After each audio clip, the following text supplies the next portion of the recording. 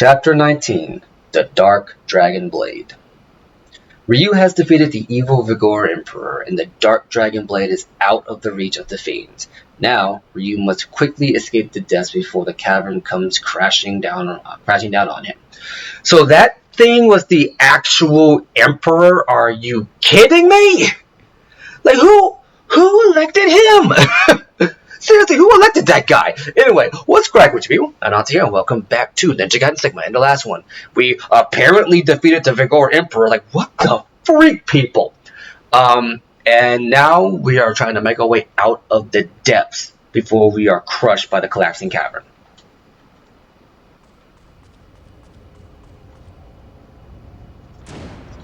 Yeah, make sure you use that save, because otherwise, if you don't, you're going to be stuck. You're going to be stuck doing that boss fight again. Alright, here we go.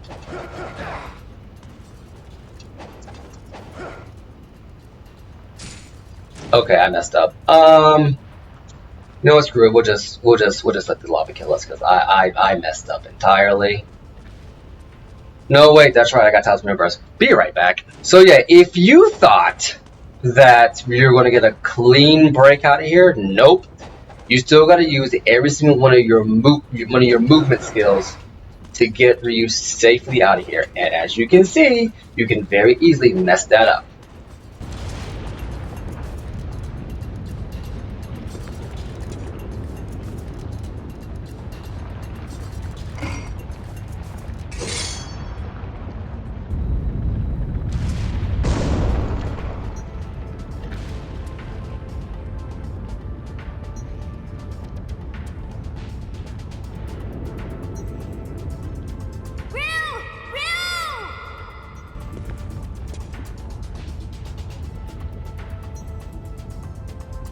Convenient rock and convenient boobies! Anyway, so if we go down here, we now have the Dark Dragon Blade, an evil blade that has been sealed away by the Hayabusa Ninja Clan. Chaos brings out its hellish power. And techniques? Got a couple of techniques for this. I believe it's basically your Nope. It's basically the maxed out.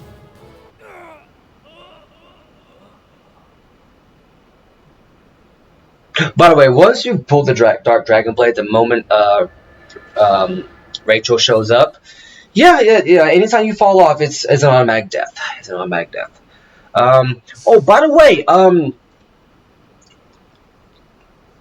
Rachel showing up is actually a timed event. If you are taking too long to get up the obstacle course here, then Rachel will show up earlier. Oh god. So yeah, if you at any point fall off this platforming segment after Rachel shows up, yeah, it's a game over. By the way, Rachel's still around. And yes, I believe the Dark Dragon Blade's moveset is just the unlabored flawlessness or something like that. And that's all it is.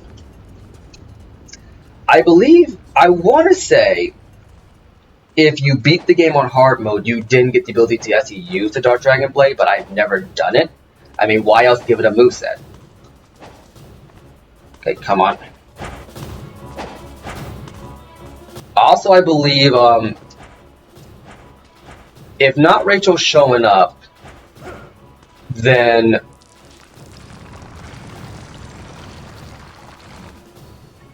I want to say if not Rachel showing up, then a few of these cutscenes are timed. If you take too long, they will trigger at different points.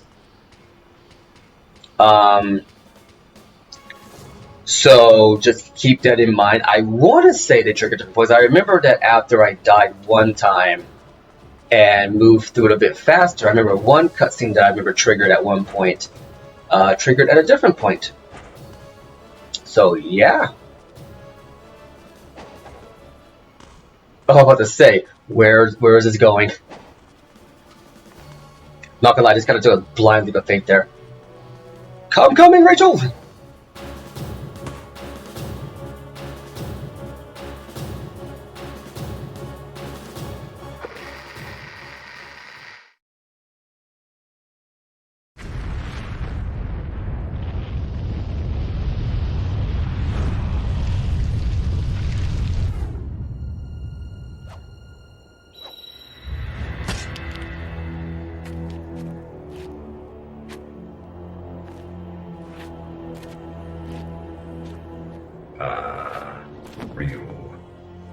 I expected nothing less. However, the power of the Dark Dragon is wasted on you. Don't you see? The Dark Dragon is now truly an evil blade. His Excellency, the Dark Disciple, has been waiting for this very moment.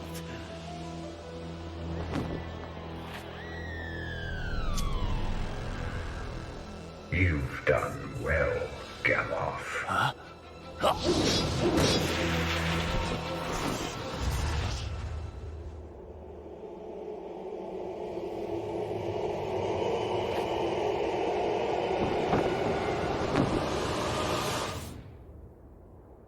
Mirai. The Dark Dragon is mine. No objections, I presume. So, remember when I said you wanted to save all of your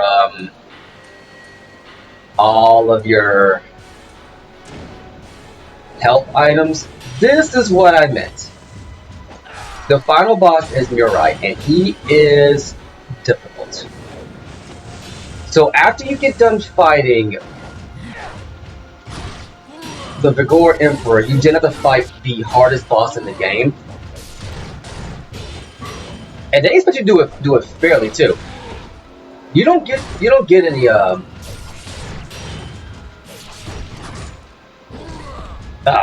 you don't get a lot of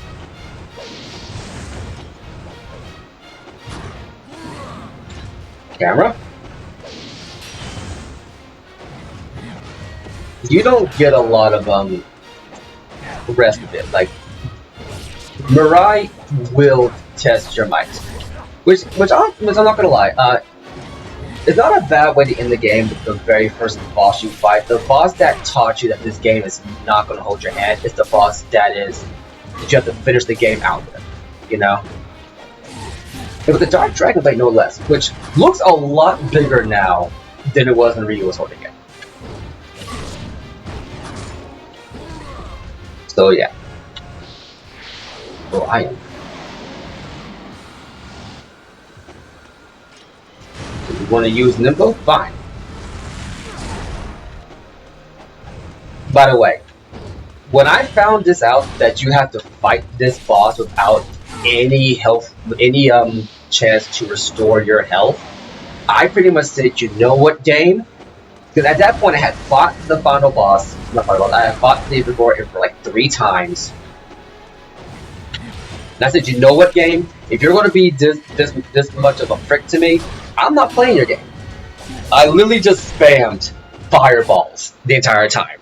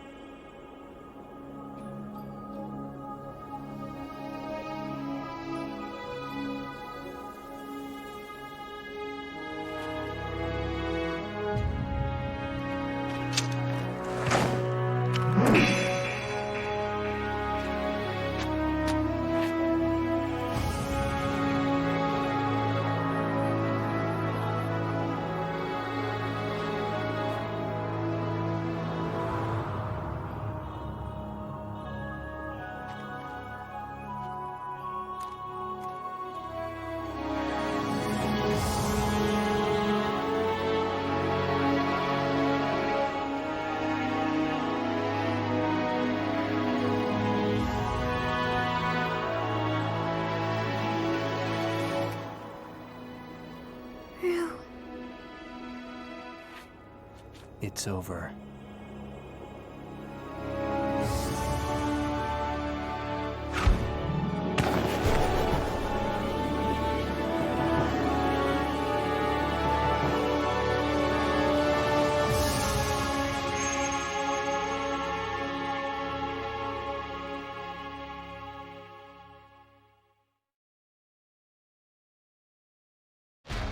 And just like that, Ninja Gaiden Sigma comes to an end. So, yeah, been a bit of a crazy playthrough, not gonna lie. doing a game this basically intense. Like you need to be focused to play this game on at least on medium difficulty. To play this game, yeah, it takes a bit on you, but I'm glad I played this through. This is the game that essentially brought, from my understanding, Tecmo Koei back from the brink. I got on a couple of tires about how Dead or Alive and Ninja Gaiden they share the same universe, and about how the narrative's kind of all over the place. Well, it turns out Dead or Alive was named Dead or Alive, much like how Final Fantasy was named Final Fantasy. If the game didn't do well, Koei Tecmo was dead. It did well. Itagaki made a second game. He made Dead or Alive 2. That did well. He got permission to bring Ninja Gaiden back from the dead. And he did in very good fashion, but is not without his flaws. Later games do fix a lot of the problems that I have with Ninja Gaiden. And that is that the gameplay is a lot more fluid, it's a lot tighter, it's a lot more succinct. You don't have to worry about awkward moments where like you start swinging like your and your entire character just misses, like you just completely miss the attack altogether, and having someone just not trigger properly, a lot of that did get fixed in sequels. The narrative is still all over the place. Like for instance, you saw at the end there, Ayani kind of looked like she had a knowing idea about what was going to happen near the end, but the game starts off of her as supposedly just another ninja learning under Mirai. So it's like it's just one of those things that is like that's like, and I've gone on it multiple times throughout this playthrough. If you're picking up Ninja Gaiden Sigma, you're only picking it up as part of the Master Collection nowadays, which is what I'm playing it on, or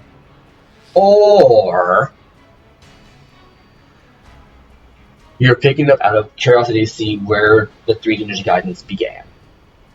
It's not a bad game. It's not a bad game, and it is very much worth your time if you want to play it. Especially if you're picking up with the trilogy, it's a bargain, especially since I believe, even though they did have to rebuild the original, I think they had to remake Ninja Gaiden from the ground up like they did Kingdom Hearts. If you're in a hard mode, you get to play the original Ninja Gaidens for the NES. It's a bargain, if you ask me.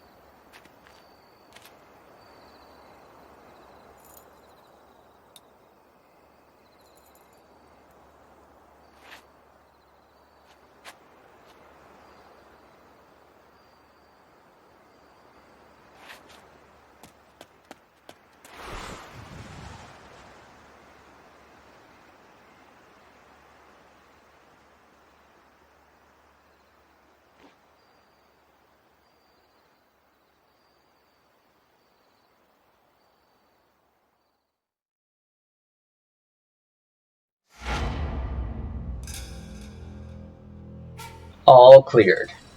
Not used to an info, but I'm not ashamed of it. But yeah, Ninja Gaiden Sigma is, I think, definitely worth your time. Nowadays, if you're playing Ninja Gaiden, you're probably playing 2 or 3, more than likely 2, and the story is very classic style over substance. A lot of cool moments, a lot of cool reveals, but nothing adds into anything. Like, why did Mirai want the Dark Dragon Blade? Just because it was powerful. What was so powerful about the Dark Dragon Blade? Well, having it kill people. The Vigor Emperor. Wow, the Vigor Emperor, a giant freaking demon.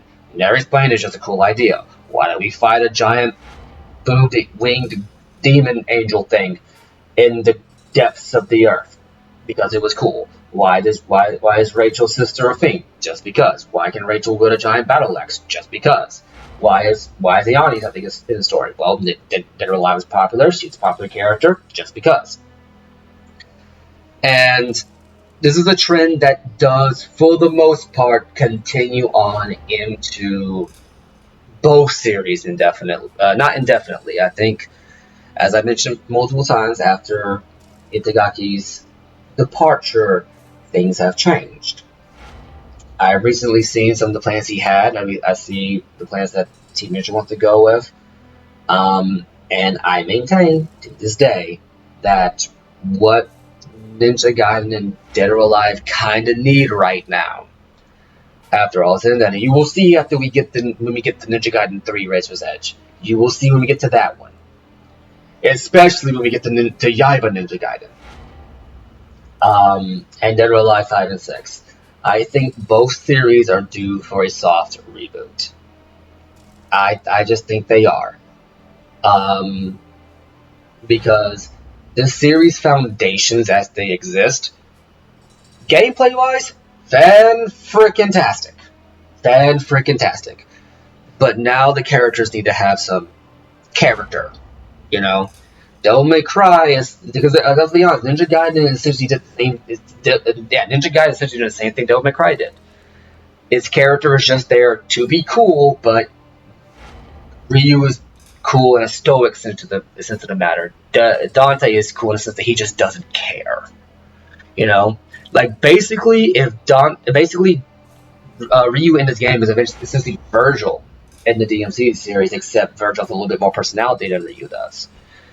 And I think going forward, they really should look into trying to streamline his character, figure out what they want for this character, where they want to take the story, and why he does the things he does, and go from there. But anyway, I've been Anansi. This has been it for Ninja Gaiden Sigma. I'll catch you in the next project that we do for the channel.